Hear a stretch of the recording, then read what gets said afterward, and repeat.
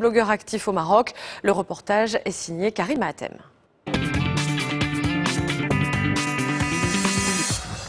Une vidéo sur Internet qui montre des gendarmes en plein délit de corruption. Les images sont fortes et seront vues des centaines de milliers de fois. Nous sommes en juillet 2007. Elles ont été filmées par celui qui sera surnommé le sniper de Targuiste. Des images qui seront reprises par les médias traditionnels et même la justice, mais surtout par des milliers de blogueurs marocains. Au-delà de ce fait divers, c'est la puissance d'un nouvel outil de communication qui est mise en avant, Internet, et la vitesse de propagation des informations à travers ces blogs. En fait, le phénomène a démarré en 2003. Il y a la possibilité de démocratisation, la possibilité de publier d'une manière beaucoup plus facile sur Internet sans nécessairement avoir un background technique. Donc c'est ça qui a donné la naissance du blogoma. En fait, c'est blog plus ma pour dire que c'est l'identification du Maroc. Une simplicité technique ajoutée à la démocratisation de l'accès Internet. Un tiers des Marocains ont accès au web. Une augmentation de plus de 10 000% en moins de 5 ans. Alors doucement, la blogoma tisse sa toile. Il faudra pourtant attendre le souffle des révolutions arabes et le 20 février marocain pour saisir toute l'ampleur du phénomène, devenu incontournable.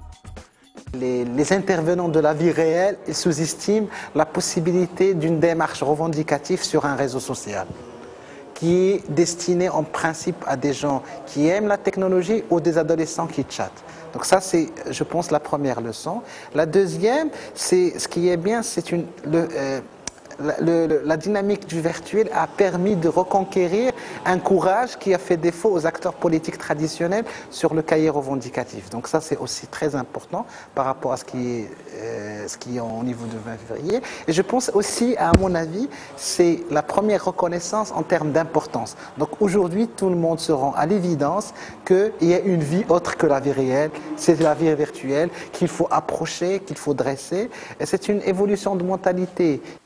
Cette évolution, Ryan en fait partie depuis plusieurs années maintenant. C'est l'un des premiers blogueurs marocains, 10 ans déjà qu'il poste sur la toile son créneau, le social et la politique. Dans un pays comme le Maroc, où tout un chacun sait que les médias ils ont une ligne éditoriale assez bridée, les blogs aujourd'hui présentent une alternative assez importante aux médias conventionnels, dans la mesure où ils se positionnent d'une manière assez subjective et d'une manière plutôt plus libre et plus courageuse par rapport à des questions qui ne sont soit pas soulevées d'abord par les médias conventionnels, soit traitées d'une manière assez, disons, assez politiquement correcte. Une liberté de ton, une subjectivité qui attire les internautes. Son blog, Dr O, est suivi par des milliers de lecteurs. Moi, sur mon blog, ce que je fais, c'est que je donne une alternative à tout ce qui n'est pas dit dans les médias, mais aussi je crée des débats qui ne peuvent être pensés que dans un cadre très subjectif par rapport à une émotion ou une réaction à chaud ou à froid. Réagir à l'actualité et souvent la faire vivre à travers réponses et commentaires postés par les lecteurs. Pour un résultat surprenant, son blog est plus lu que certains magazines papier. Aujourd'hui, tout le monde sait qu'Internet est le média numéro 1 au monde. Alors plus particulièrement au Maroc, le réflexe premier de toute personne qui désire une information, disons, non censurée, c'est d'aller sur Internet et de checker certaines adresses où il sait qu'il va trouver matière à étancher sa soif en termes de curiosité. Alors aujourd'hui, nous, en tant que faiseurs d'opinion, en tant qu'agitateurs d'idées reçues, on est conscient de l'importance de ce qu'on fait et surtout on est conscient de la crédibilité qu'on a et c'est pour ça qu'on engage tous les moyens possibles, à savoir notre vécu et notre responsabilité pour produire du contenu de qualité. Une crédibilité qui se gagne car la liberté dont jouit Internet favorise aussi tous les excès. Alors les blogueurs ont trouvé une solution simple. Ici, pas de censure, mais de l'autorégulation. C'est mon dernier billet que j'avais publié le 26 mars pour rebondir sur une vidéo qui a été publiée sur Facebook et sur YouTube par les militants du 20 février où ils montrent une agression policière sur un de leurs membres qui était venu soutenir les diplômés chômeurs dans leur manifestation et qui a été tagué comme quoi le monsieur que vous voyez ici à terre était mort des suites de l'intervention des forces de l'ordre.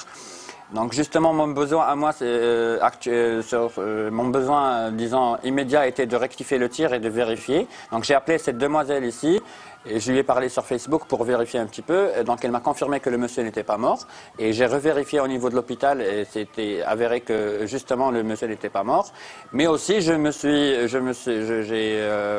ai profité pour dénoncer cette barbarie qui n'était absolument pas justifiée de la part de la police. Une rigueur qui lui a valu les faveurs du public. Son blog a remporté un prix en 2009, le Moroccan Blog Award.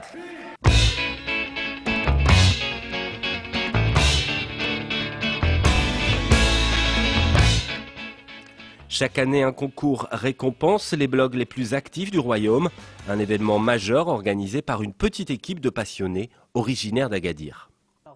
Donc l'objectif de la réunion aujourd'hui, ce serait de parler des Maroc Blog Awards 5e édition, donc la 5e année.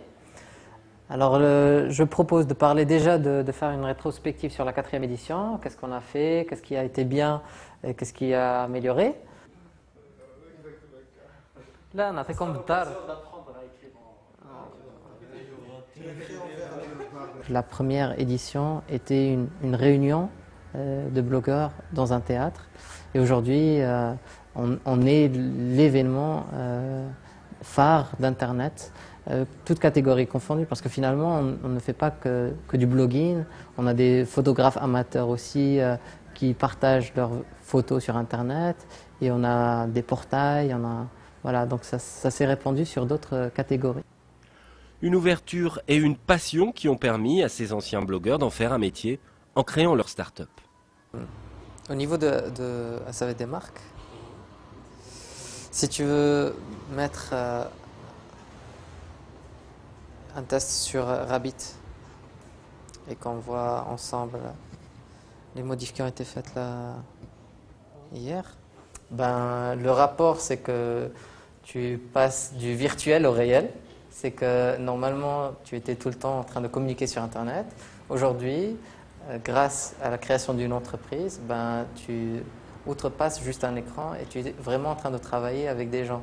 Et ça, le blogging me l'a permis de reprendre confiance en moi, de pouvoir essayer d'échanger avec des personnes autour d'un projet.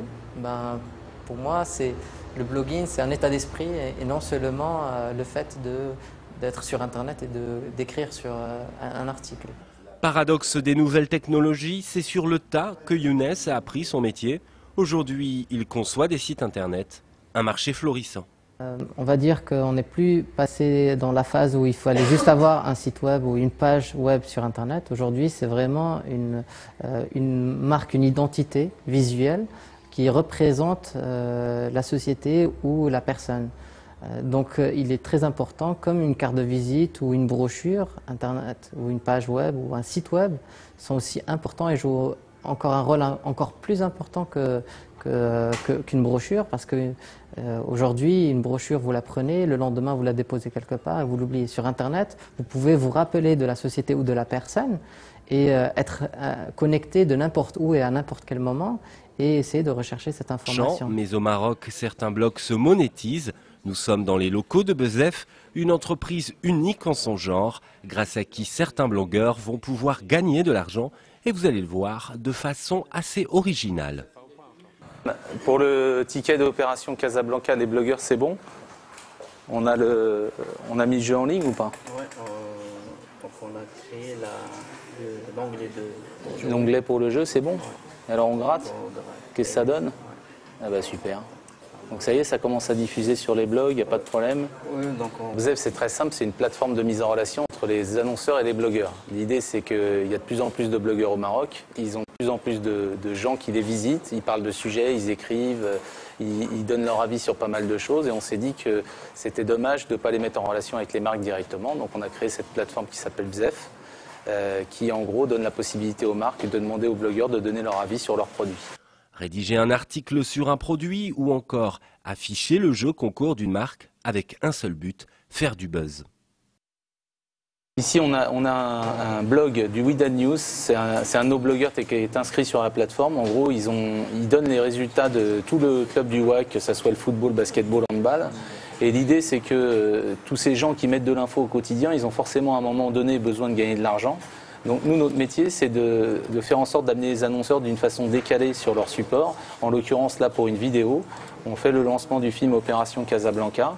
Donc à chaque fois qu'un internaute va passer la souris sur le player qu'ils ont intégré directement sur leur site, eh ben, ils vont être rémunérés pour ça et ils vont toucher X% de ce qu'on gagne, en gros 22 centimes de dirham. Une véritable manne pour les annonceurs qui, grâce à leur présence sur les blogs et les réseaux sociaux, vont créer une véritable interaction avec leurs clients potentiels. L'essentiel, c'est que vous vous trouvez en tant que marque, en tant que fabricant, en direct avec quelqu'un qui vous dit ce qu'il pense de son produit. Ça, dans la pub, c'est le sacré Graal. C'est vraiment par opposition aux autres médias classiques où on lance une bouteille à la mer, on espère qu'elle va être vue. Là, vous êtes en direct. Non seulement vous êtes vu, mais il y a un vrai dialogue. L'avantage pour un blogueur, c'est qu'aujourd'hui, il n'a aucun moyen de monétiser son blog et gagner un petit peu d'argent avec les heures qu'il passe le soir après le travail ou après l'école à aller bloguer. Donc nous, en gros, on essaye de lui apporter une rémunération et de faire en sorte de partager et de convaincre les marques que ces gens-là sont des influenceurs et peuvent aider la communauté à connaître les nouveaux produits. Et donc, à partir de là, on leur crée une source de revenus qui n'existait pas auparavant. Simple passe-temps, tribune politique ou encore générateur de revenus, les blogs sont aujourd'hui partout. Partisans ou faiseurs d'opinion, ils reflètent une parole plus libérée et moins institutionnelle, avec ses codes et son langage, sa réactivité, son influence, mais aussi son potentiel commercial. Le blogging deviendra-t-il un cinquième pouvoir? Une chose est sûre, la blogoma, elle, continuera de grandir.